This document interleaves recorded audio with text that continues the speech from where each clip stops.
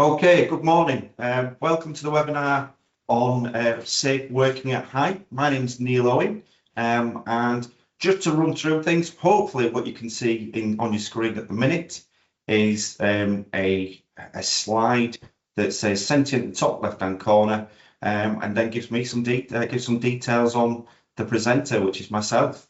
Hopefully you can all hear me. I did do a quick test, so it should be okay. But if you have any issues, if you just fire through on the questions and answers, and we'll jump on it and make sure that everything's working correctly. But yes, today we are looking at safe working at height. My name's Neil Owen. I'm one of the consultants at Sentient, and we provide a good team of health and safety consultants in general knowledge of various different industries. Myself, I started off in construction health and safety. So I did a lot about the CDM, so CDM coordinator role back in the day. And then I came on board with Romero, which is the insurance broker, and broadened my horizons, if you like, into different industries. Taking on board some construction safety, doing fire risk assessments, emergency plans, and then business continuity. So disaster recovery, and making sure that businesses are as resilient as possible. So I do that as well as still doing construction safety. So it gives me a good broad understanding of various different topics around work at height, and how we can navigate the regulations to make sure we are complying and ultimately making sure everyone is safe at work. Okay, just as we move forward, I'll go on to the next slide, which is a bit of a disclaimer. So just to clarify that this presentation doesn't give you any sort of legal requirement to contact Sentient and saying you did not tell us this or that. But hopefully we're going to give you a broad understanding of work at height in this short presentation, and then we're going to test at the end just a few polls just to make sure that we're happy in the understanding of what we've discussed today, and then at the back end of there we can show you a little bit about Sentient, what we do, what we can offer, and then move forward from there. Okay, hopefully that's good. So the presentation itself, we're going to look a little bit about some work at height statistics. Okay, we're going to go back to what is work at height, okay, and how do we question where work at height falls in our business. Okay, so I imagine a lot of people who have attended the webinar today have various different work in various different industries.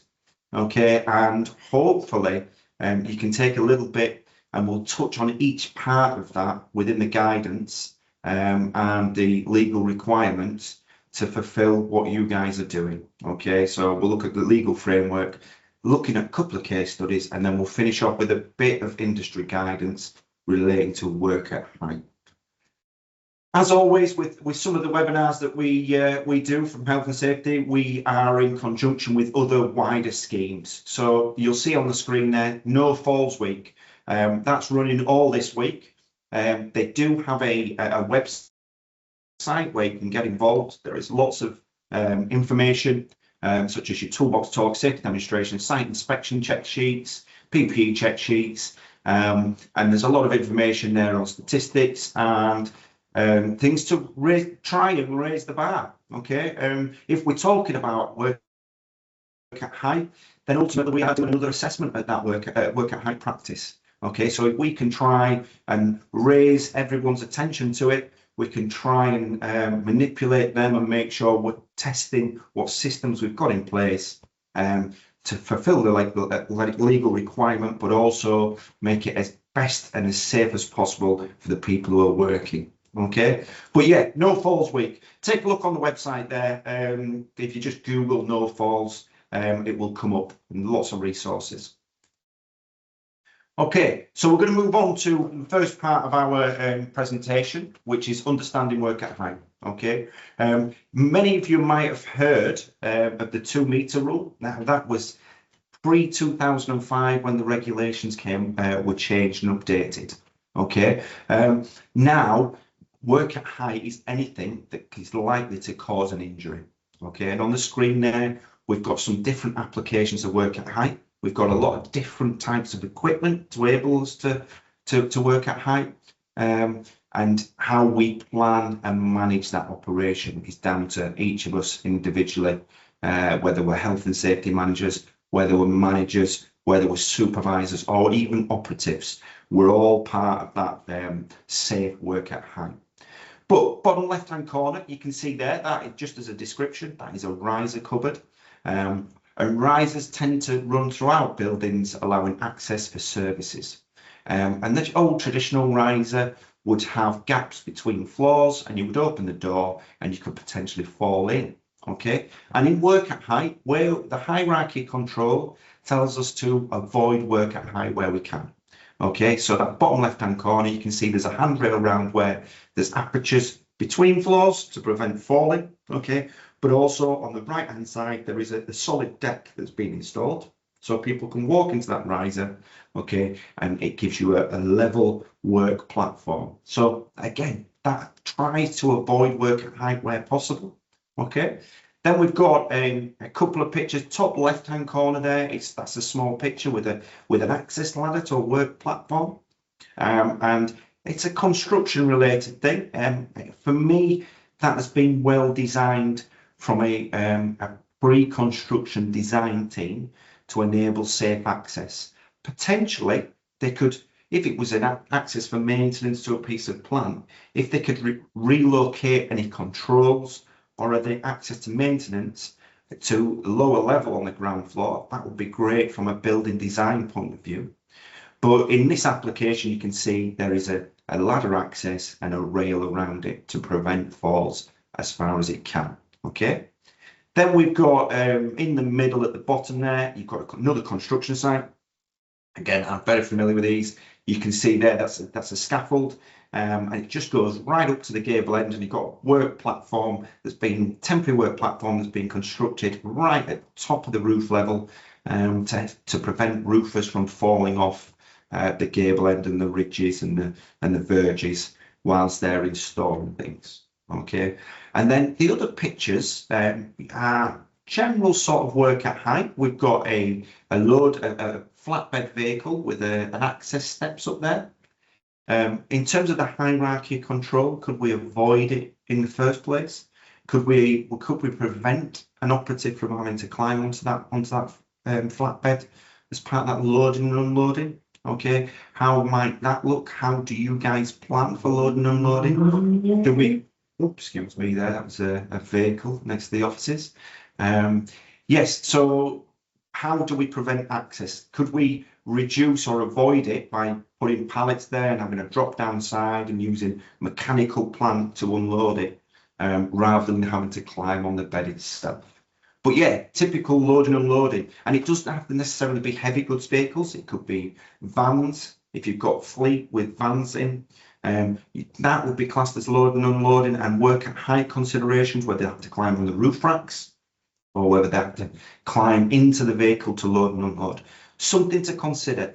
Loading and unloading is in pretty much everybody's day-to-day tasks as a business, and as a safety manager, you need to be checking and making sure that we're considering that.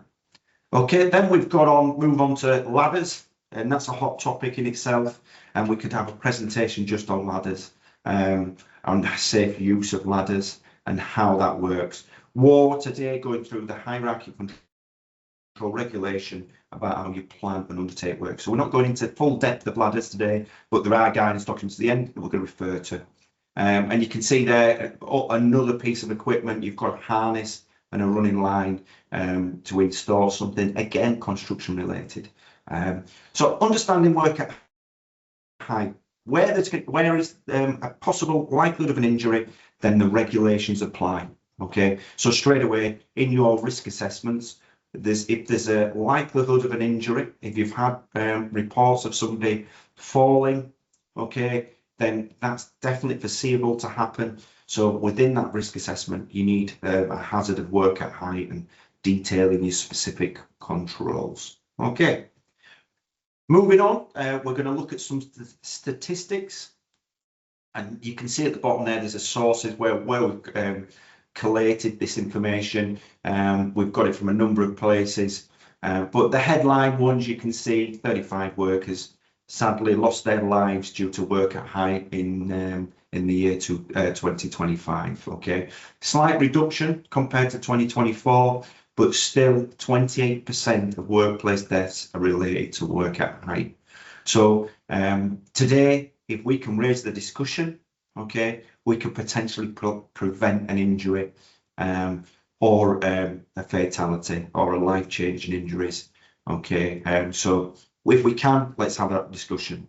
And you can see there, so lots of non-fatal injuries that happen and that fall under RIDDOR, and that's 80% of all workplace accidents. So from the RIDDOR statistics, the Report of Injuries, Diseases and Dangers of Occurrence regulations, you've got 8% of them reported injuries are due to work at height.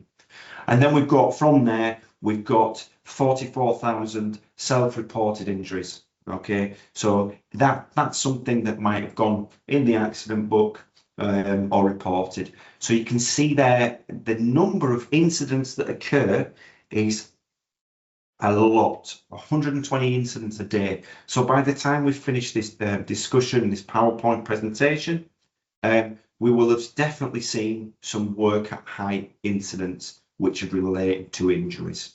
Okay, and sadly, it costs businesses lots of money. Okay, there are direct costs associated with workplace accidents. Okay, they can include accident investigation, okay, insurance claims, which then lead to increase in premium. There could be a cost, and yeah, there are and so on and so on in terms of cost. And you can see where we can reduce the number of injuries, we can reduce that cost and lost working days to prevent work at height injuries from occurring.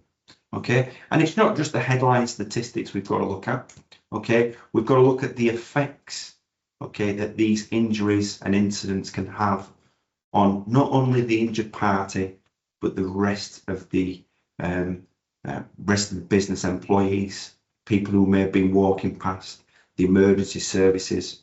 Okay, and we've got to look at that moral sort of compass and review and think, we're just letting this happen. If we're having accidents related to falls from height, then we really need to work forward with it and to try and prevent it. I don't know if your personal circumstances have come across any workplace accidents where there have been significant injuries from falls from height, but if you have, you will agree with me, these sort of additional effects are things that are very difficult to measure, okay, and can have very, very difficult to measure, but also definitely are present following accidents. So again, looking at the injured person, the family, colleagues, the psychological impacts that might have on the business in terms of confidence in undertaking the tasks. Okay, questions around who, why, what, where in terms of the task, how did it happen? Could we have prevented it? Okay, and that goes across all the business itself. Okay, when something like that and significant injuries occur, but also then as they're reported, and if you only have to go on the HSE website to see prosecutions around work at height, and they name and shame businesses, so that can have an effect on that business financially in terms of loss of confidence, okay, which may reduce the work, may affect the brand, okay, and then increase scrutiny not only from clients but insurers, from regulators. So there's a lot behind what happens from an incident, okay, and how that might affect a business. Okay, if I was having a conversation today to try and persuade people into reviewing and looking at their accidents, and just bringing home how that ripple effect can affect a business, I would just Google, obviously, don't fall silent. There's some really good case studies of incidents and how it's affected people.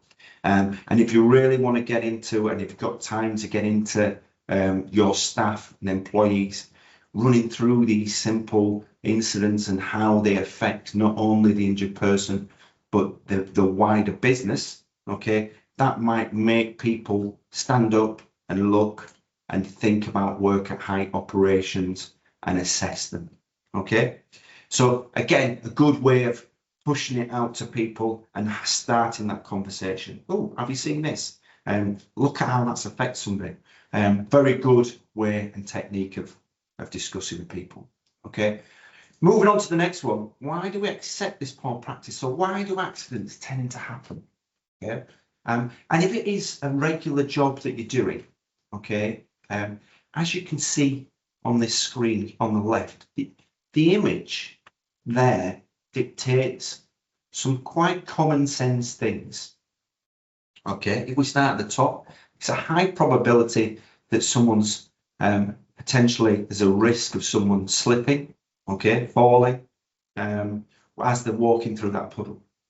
But you would determine that as a low impact, okay? Some may say that's a high impact. They could fall, they could bang their head, okay, become unconscious within that water. So you might, depending on how you see the risk, okay, in your risk assessment, you might say that's low impact. But as we go down the image, you can see there's a little bit of an increased impact, especially the third one, when you've got low probability and high impact, where he's stepping over a short gap, but the fall there is a significant fall, you could argue, and the impact's going to be an injury, okay? And then the bottom one there, you've got a larger opening, so the risk of that fall becomes increased because the opening is larger and there's more likelihood of falling at a time. But if we were doing operations from at a daily point of view, okay, if we were doing all them operations daily, each one of them 4, we might get complacent with that hazard, okay? So we might walk and step over that drop, okay, and think, I got away with it this time. That's fine, and I've succeeded in what I've done today. That's great. And then what happens is the next day you think, well, I didn't get hurt that last time, but again, the risk is still there, okay? There are limited controls, but you step over and you carry on, okay? And that definitely is complacency. And then it becomes into a habit, and then we always do it like this. And potentially when the incident occurs through a knock-on effect of consequences that you do in the operation, you fall and you become injured, okay? So people think and tend to argue that, yeah, the hazard was always there, but it was an accepted risk. But in my opinion, we need to challenge and question, okay, every risk from a work at height point of view to make it as safe as we can, okay? And definitely in construction, you'll look at that image and you'll go, do you know, operatives, they may get complacent, okay, and fall into this lucky trap of we've avoided it day after day, but it will come to bite them, okay? And when it does happen, then everything is questioned. And that's where we come on to the regulations. And we're going to run through these regulations. And in health and safety law, many of you have hopefully seen this Health and Safety at Work Act, okay? And that act there is an umbrella act. And there are a couple of sections that we've got to be aware of if we're managing health and safety, to make sure that we're aware of the duties which employers, self-employed as well, and persons controlling work at height have to fulfil. Number 1 is section 2. You have to ensure that so far as reasonably practical, the health, safety and welfare of all employees at work, okay? So when there's an injury from falls from height, have we fulfilled section 2? It's a question. You can ask yourself that. Maybe you ask all your supervisors today. Do you know, when we had this accident last week, have we fulfilled section 2? Because we've got to do everything as far as reasonably practical to make sure we're complying with that health and safety at Work Act. So it's something to consider. Then we've got Section 3 in this Umbrella Act. And again, ensure so far as reasonably practical that people not in their employment are exposed to health and safety risks. So it's not only employees, but it's everybody else. Okay, so that Umbrella Act covers a lot. Okay, and we've got to make sure that we're fulfilling them so far as reasonably practical. And the next slide talks about these key words that we're going to raise as we go through the regulations. The secondary sort of main health and safety regulation is the management of health and safety regulations. And these have duties on employers to assess risk, and where they employ more than 5 or more people, they have to formalise that into a risk assessment. Okay, and hopefully we're all familiar in a risk assessment to make sure that we've identified the risks to our workforce of what the task and operations they're doing, and what the hazards are at, and what controls we've put in place to prevent injury. So Regulation 3, employees must assess the risk. And then Regulation 5, they must implement appropriate procedures to plan, monitor and review preventative protection measures. So you've got to plan, okay? And part of that planning might be supervision. And things like this, we've got to question ourselves, because these are regulations the business must fulfill as part of their everyday duties for health and safety, but also work at height. So we've done the first two. Then we've gone on to different regulations. So you can see there is a work at height regulation, 2005. Okay, so it's been around a while, and it has stipulated duties for different parties, not only employers, but employees. And we'll run through them next. But there are subsidiary regulations that link to work at height. So construction design management regulations have specific duties for duty holders who are under them regulations to manage work at height. The provision of use of work equipment regulations is another good example of how equipment under that regulation needs to be managed. Okay, so there are specific things around there as well. But the work at height being the fundamental one for this presentation. And then underneath the regulations, okay, you have approved codes of practice. Okay, and these are something that show the minimum standards that are required to comply with the regulation. Okay, so the regulation will have a lot of word, and that's what we're going to look through. And the approved code of practice will give you some examples of how you can fulfill it to the minimum requirement. For work at height, there are a few different HC guidance documents, but there's no formal approved code of practice for work at height. What we've got is we've got some guidance documents that look at HSG 33, look at working on roofs. So that's a specific task, working on roofs, and runs through what the minimum requirements are. So within that guidance, okay, it will give you detail of perhaps how you do roof work. Okay, so how would you set up temporary fall protection, and what the outline of the requirements would be to meet the regulations for that. Also, you've got a brief guide, which is INDG 401, which is very a basic brief guide that runs through the core criteria for work at height. But as it says, it's brief. So there are some detail, but not great. Then we look on to industry guidance. And we have plenty of industry guidance that relates to work at height. Okay, and essentially that's probably a reason why the HSE who create these documents haven't got an approved code of practice, purely because there are so many industry guidance documents, and work at height is so broad that they wouldn't be able to encompass everything into it. So for instance, we mentioned ladders. Now there's an industry guidance document on the safe use of ladders. The Ladder Association issued that a few years ago, and it's something that if we're working on ladders or we're supervising ladder activities, we need to know inside out. Okay. Same with scaffolding. There are different guidance documents for scaffolding, whether that's a temporary mobile tower, whether that's a mobile elevated work platform, There is lots of different guidance documents for work at height and the equipment associated with access. So that gives you a broad understanding of the regulation in itself. Okay, what we'll do is we'll move on to the terms. And if you open up a separate Google search image and search work at height, sorry, Google search and search work at height regulations, you'll be able to go onto the .gov site, so legislation.gov, and it gives you it gives you the regulation there, so you're able to read it. But there's some key things that you need to interpret, okay? And these are defined within the actual regulation sections as well. So you shall, okay, the term shall and must is a legal requirement, okay? So as we're going through these next few slides, shall and must is legal, okay? Must be complied with. So far as reasonably practicable, and you can see that is not must be complied with, but this enables the regulation to be assessed based on the risk, okay, the cost, time and effort, okay?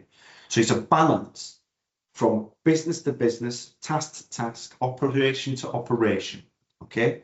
And in my interpretation, that is, it has to be there because not everything can be a shall and must, okay? So far as reasonably practical. Then we've got suitable and sufficient, okay? And that is measures that must be appropriate and through for the task and risk, okay? So it's good, that again is making sure that the regulation is broad, okay? But it doesn't tell us how, it just says suitable and sufficient.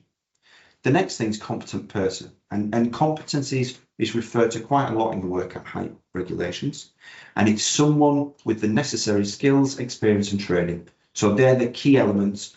So that skills, knowledge, experience and training. That's a balance again, okay? That needs to be demonstrated. So how does that get demonstrated? And that's something in the guidance refers to how, okay? And then we're looking at the risk liable to be exposed. So it refers to the potential risk of exposure, and even if no harm has occurred yet. Okay, so when we're assessing risk, we might look at a roofer doing the work on a roof that with no fall protection measures. We've got to be looking at that and what's the potential for the risk the risk of harm to occur. So with a scaffold, it'd be less. Without a scaffold, it'd be more. Okay, so at risk. And then we've got the bottom there, so far as is practicable. Okay, it's a bit more stricter than the previous term that we spoke about, which is so far as reasonably practicable, and it only includes physical impossible measures. Okay, so they're the definitions. Okay, and again, we could have a presentation just on them, but they're the broad outline of the regulation wording. So now we're going to go through a couple of the areas within the work at height regulations, just to give you an understanding of how they're set up, okay, and then how you can interpret them into the industry guidance. Okay, so under the regulations, you've got certain sets of regulations, okay, Regs 1, okay, Reg 2 and Reg 3 are very much broadly the same throughout all the regulation documents.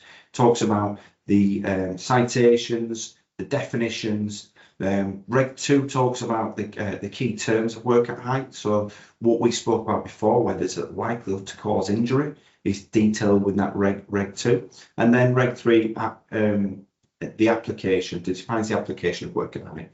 So again, goes through that. But these are the key things that I'm going to go through. So Regulation 4, organisation and planning. Okay, you shall be properly planned. So it details that, shall, as we noticed. So we must do that. And an example, we've got to make sure we're proper planning of work at height. The supervision and safe execution, including considerations for emergency planning. Okay, and we've also got to consider weather conditions. Okay, I go to a lot of construction sites and I look at a lot of RAMs, they call them, risk assessment method statements. And one thing that I generally pick out is wind. Consider weather conditions. As soon as you're doing work at height, you've got to consider them. And there's a lot, it doesn't say specifically you must check wind conditions in a regulation, but there is guidance and there are business best practice documents that detail the wind speeds for certain types of work at height. And it's something that gets very little documented within RAMs, okay? And it's something that we've got to consider because we've got to make sure we're organising and we're properly planning that. Okay, so if we're outside doing any work at height, we've got to consider within our RAMs or risk assessment that we've considered wind levels, because that can significantly impact the likelihood of an incident to occur. Okay, so we've got to assess that. What are the controls? So do we just rely on operators that are trained, so when it's windy they make that judgment? Okay, or do we go another step and say we're going to measure wind levels when an operator feels that it might be too windy? And then if we measure it, we've again got benchmarks to what we can do in the different wind levels. And that, for me, if an incident occurs and that's not detailed, are we actually fulfilling regulation 4 in organisation and planning work at height properly? Something to consider, okay, is that one example. So it goes, work at height starts way before doing the task, okay, it's organisation and planning. The next section is competence, and that's regulation 5, and we talked about that earlier on. We've got to define, you've got to make sure that they have the skills, knowledge, experience and training, okay? We've got to make sure that people who do that and the people who plan and supervise work at height have got that, and we can demonstrate it.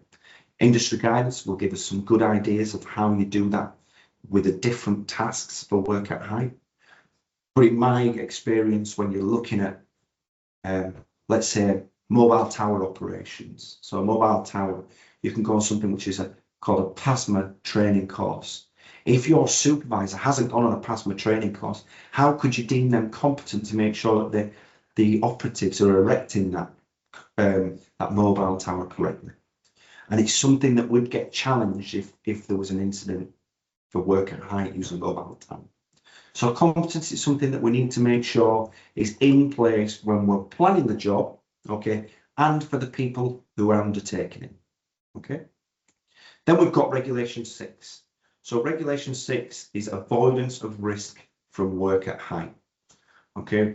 That follows a hierarchy controlled. So we've got to avoid it where we can. So right at the beginning of the presentation, we looked at that riser cupboard door. And if we can avoid it by putting a platform in and you're just walking straight out, then that's an avoidance, okay? If we need that opening to be there, we can prevent falls, which what we saw on that riser, we needed a hole where the services went through and they put some rails around it to prevent people falling, okay? And then the next one is minimize the fall distance and consequence. So in the hierarchy controls, this is the last one. So this means that the fall risk is definitely there. We can't prevent it by putting a collective fall measure in place. So we minimize the distance of a fall. What that might be can be interpreted in many different ways. What a lot of people think these days is, wow, stick a harness on. If we put a harness on, that's protecting them from work at height. But we've got to make sure in that hierarchy of control that we considered avoiding work at height, first of all, and preventing falls using suitable collective fall protection first, before we fall onto a minimized distance, such as a harness. So we've got to do that. Okay. This section 6 is shall. Okay, so you have to take into account this hierarchy of control. So it's an important one that we've got to make sure we fulfill. So we've got to challenge that in our risk assessments and our planning of the job. How have we made sure we follow that hierarchy? Then we go to regulation 7, which is selection of work equipment, suitability of the task and stability and strength. Okay, great example of this is ladders.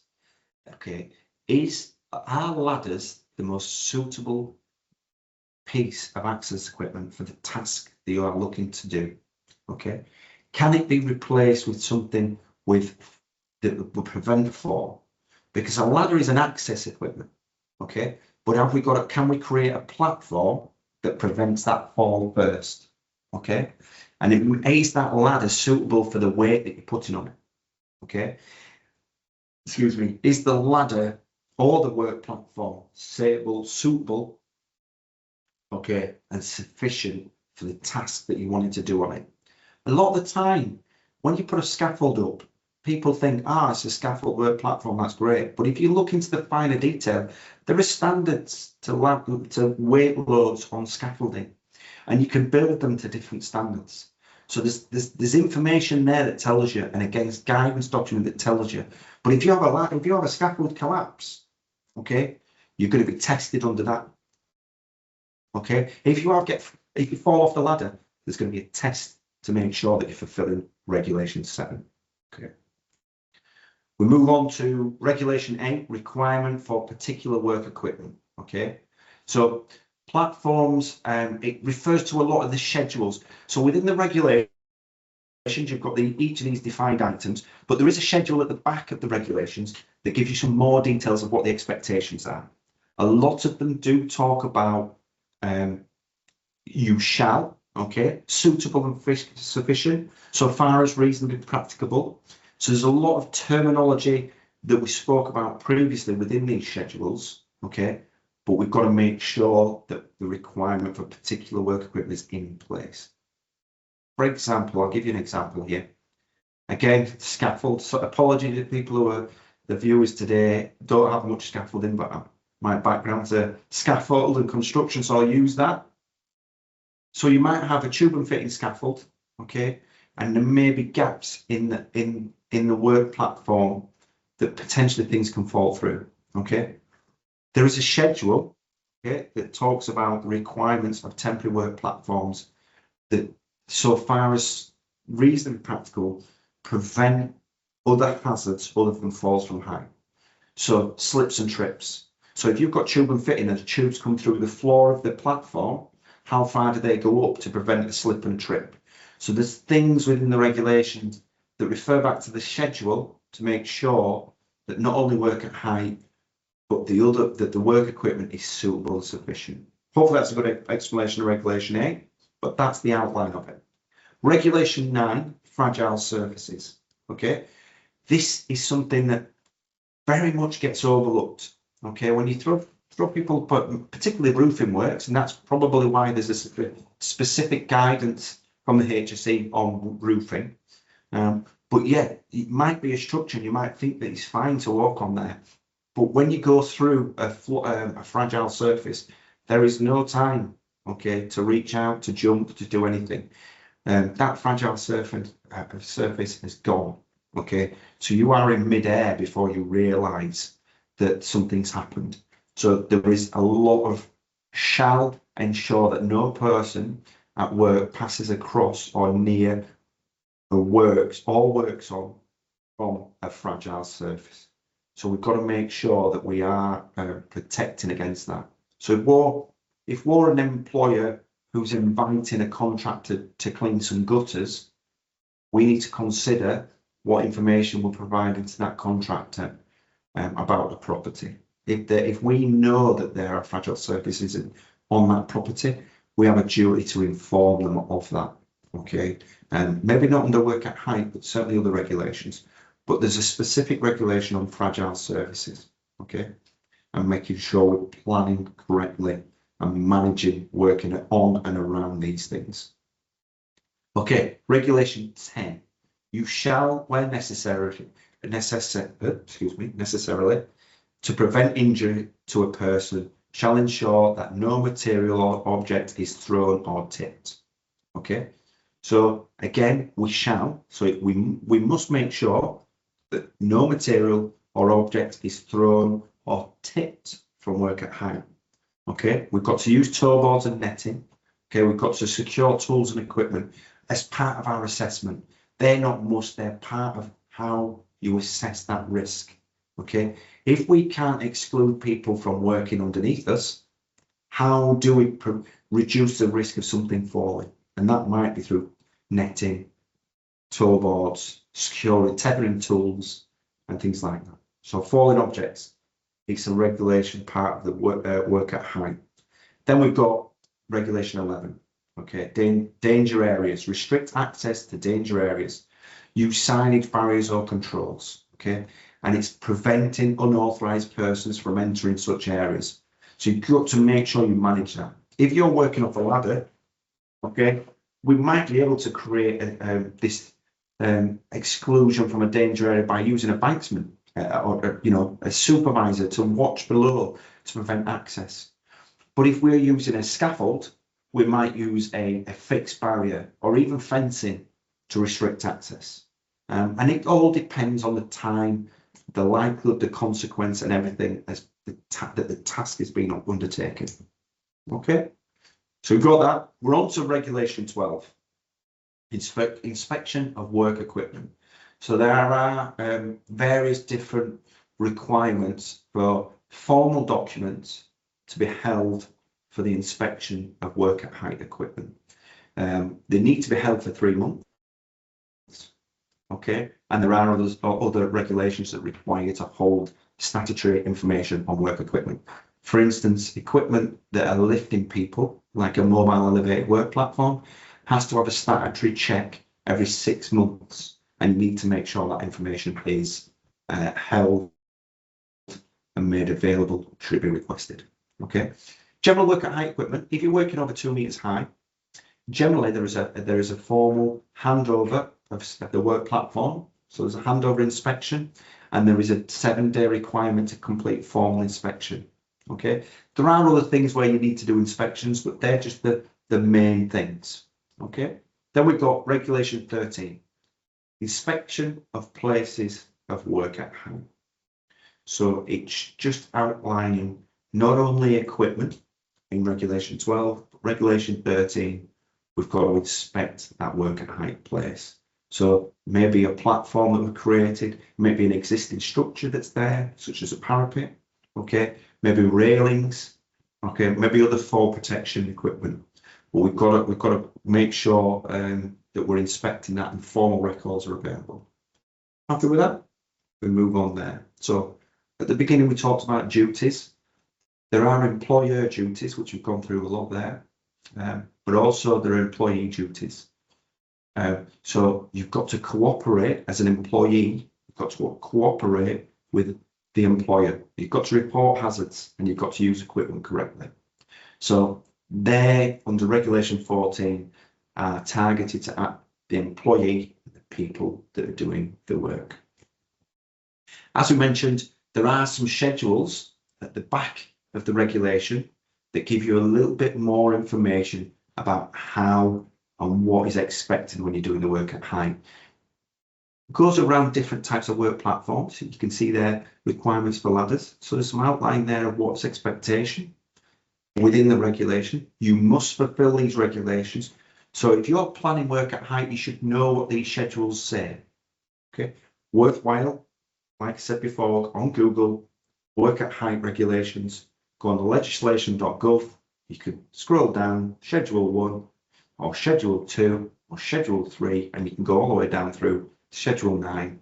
That gives you some information what the regulation expects, something to know, something to have a look at, or throw to your employees in a not from work at height. Don't throw it down off work at height, but you might do a toolbox talk and communicate that to them. Okay, right. This leads to our poll. Hopefully, it's going to go okay, and it's just a general question. I'm going to open the poll in a second, but it's what's the most enforced regulation from work at height? Okay, so which one do you think is the one that the HSE would prosecute the most? I am just as we speak trying to launch this post. Should ping up on your screen, and you should be able to select one of them. So which one do you think, and then submit. So have a think about what we've talked about. How easy would you be able to enforce any one of them parts of the regulation if an incident occurs? And it's just your opinion. So feel free to fire that on. I've just submitted mine. Hopefully, as we see the polls, I'll be able to see the percentages of what people are putting. Okay. And to be totally honest, when you have an incident, you could fall into any one, or you could fall into more than one of them categories. So essentially, it's what you think people may, what the HSE may aim for, and be able to prove from that incident in terms of work at height, to successfully achieve the prosecution. Okay, so we've got some answers there. I'll move on. I can see we've got a variation of answers, so thank you very much for participating in that. I'm going to move on to the next slide that gives us a bit of an idea of the main ones. Okay.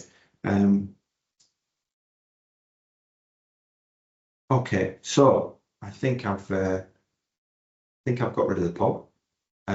So view results. I can see 50% have gone with regulation 6.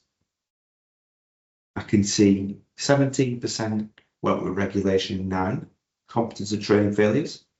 And then I could see 17% with regulation 11, dangerous areas.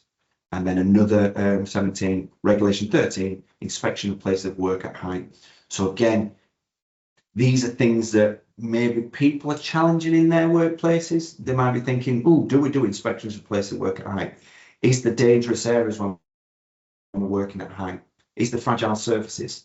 But yeah, so there's some interesting answers there. These are the top 3, and these are in the order from where we got it from the HC resources. So regulation 4, failure to properly plan and supervise work at height.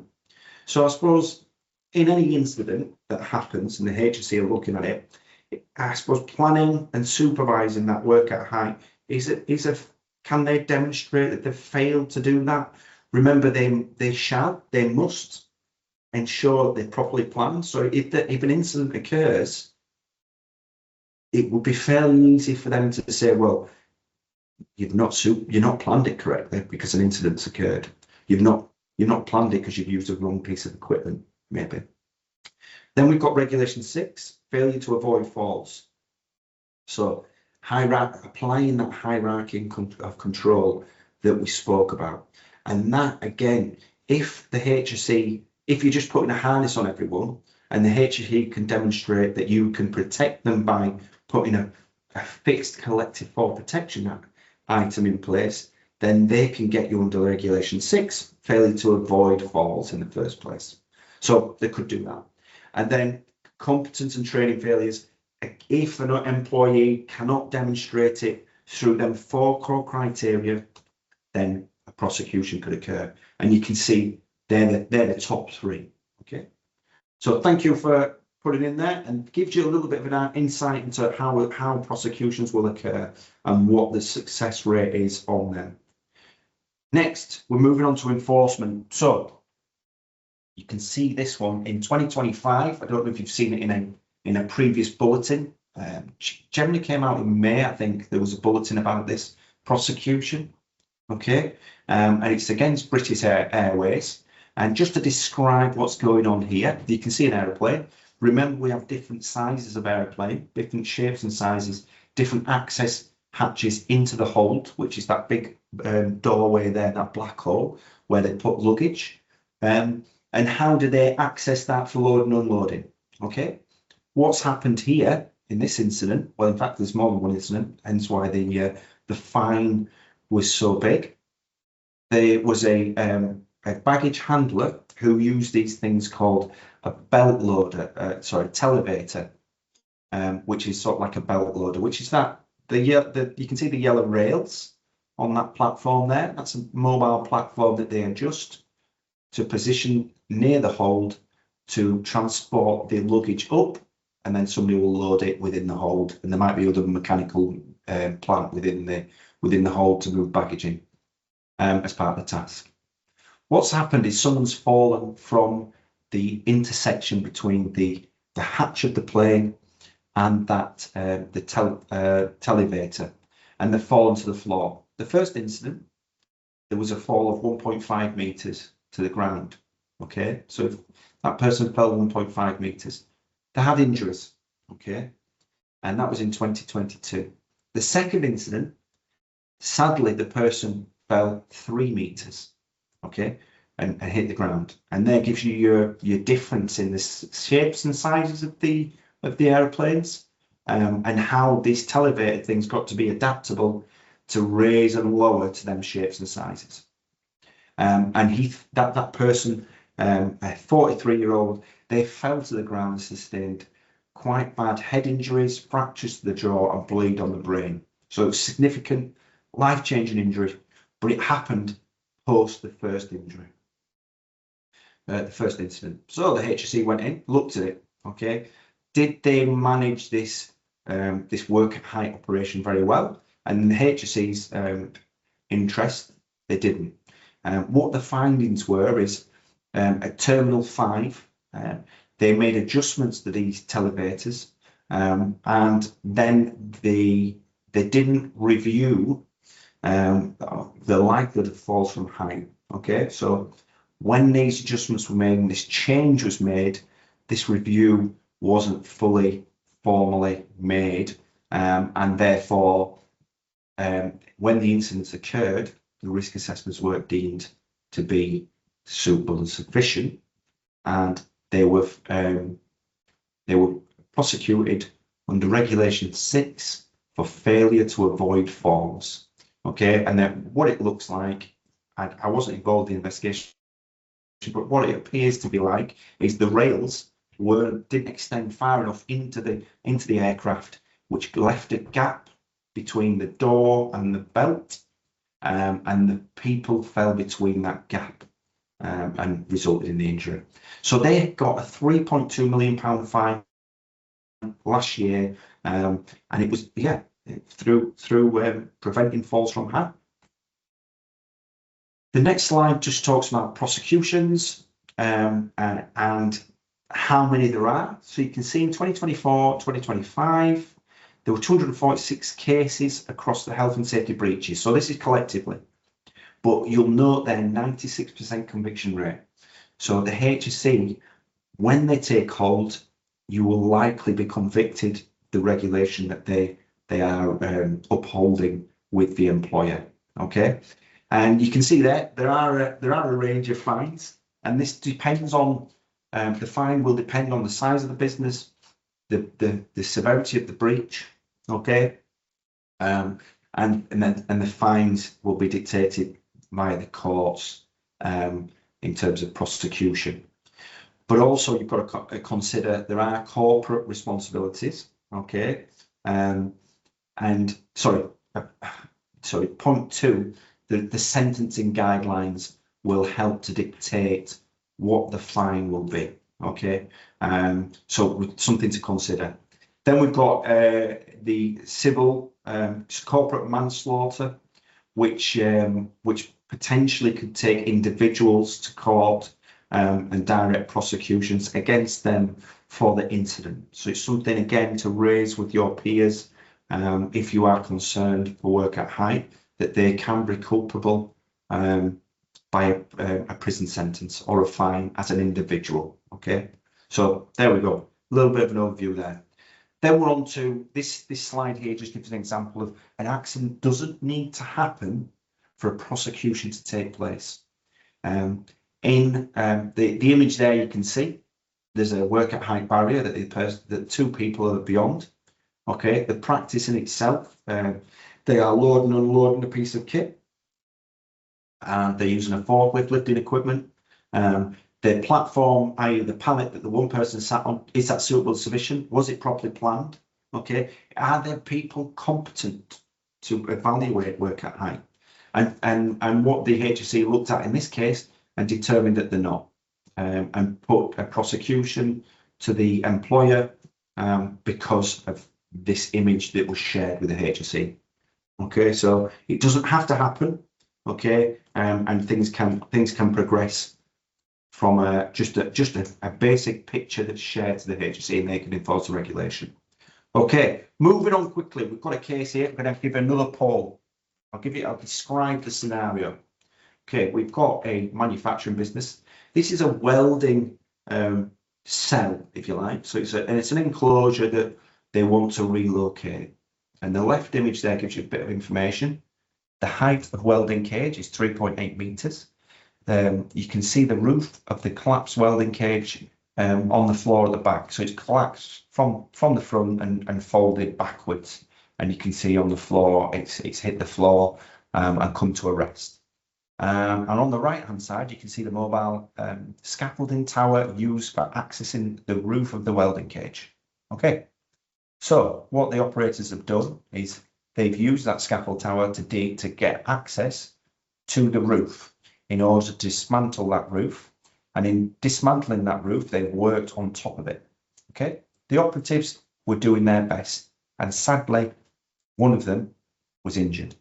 Okay, so what's happened there is they've put the scaffold up, they've climbed on and fallen through that fragile surface. Okay, what I'm going to do now is open a poll, and I'm going to ask you again, what regulation do we think they were prosecuted on?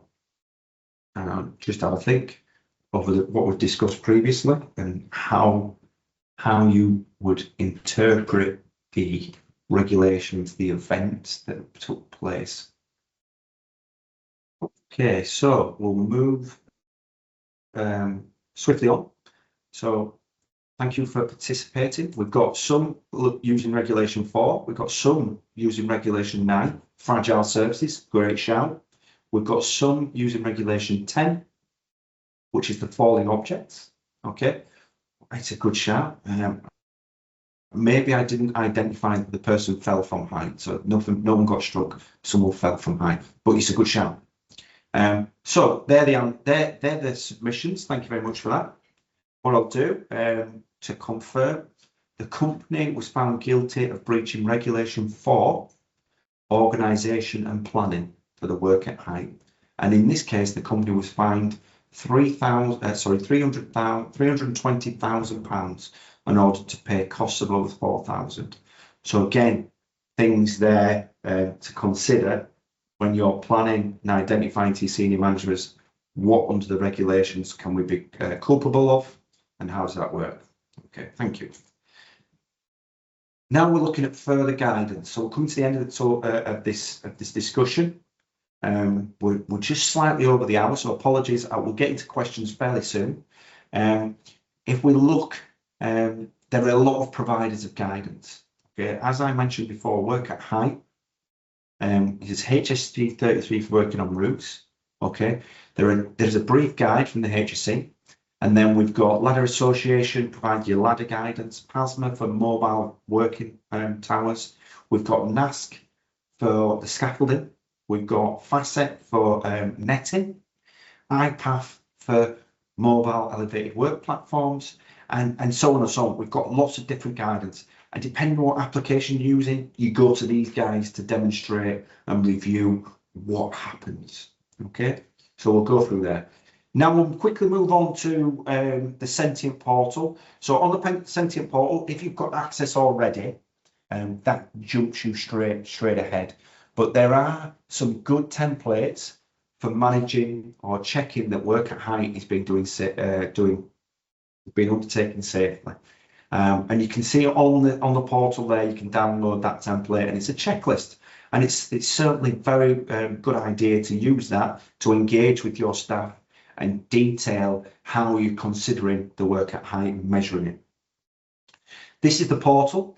So there is a user logon. If you need access to that, please do reach out. I think that there are annual fees, I believe, but you may already have access if you use Romero. So it's something that you can ask the question in terms of where you can get some good resources from. So as you can see on the screen there, there's a lot. Work at height is a section, and there are lots of different checklists, sample risk assessment, sample procedures, ladder checklist and equipment, IPAF, MUPS, PASMA, There's lots of different things on that portal that may help you in doing your reviews of work at height on this, No Falls week. So very positive. And then just before we go to questions, there's a little bit here about what Sentient services can provide. So we not only do health and safety, as you can see, we do HR and employment law compliance, we do fire, we do fleet, business continuity, construction. We do individual training, whether it's approved by IOSH as a managing safety course or other online courses which are available on the Sentient website. And then we do other subscription stuff and insurance services. Please do reach out if you need any help with work at height. There are lots of consultants here at Sentient who can have discussions with you and create that culture and attitude towards work at height that you need to fulfill the regulations. Okay, we'll quickly go to questions, and then that's the presentation pretty much done. I'll hold back here just whilst people are thinking about the questions. I'll launch this last poll, which just asks for a little bit of feedback, if you could, on how good the presentation's been. If you feel that you want different presentations on different things, please do put in the questions and answers what sort of topics you would prefer. We will take that in consideration when looking at different webinars moving forward. So that's great. Any questions, if you want to chuck it into the Q&A there, and I can try my best to assist and help. Okay, it doesn't. I've not got any questions come through. If you do have any questions post the webinar, there's some contact details there. My name's Neil Owen. If you want to reach out directly, you certainly can through the Sentient contacts that are on your screen, and we can look forward to assisting on any queries you have from work at height. Hopefully, this has given you a little bit of information to enable you to go forth, engage with your workforce, and work through that. But yeah, thank you very much, and please do reach out. Take care. Thank you.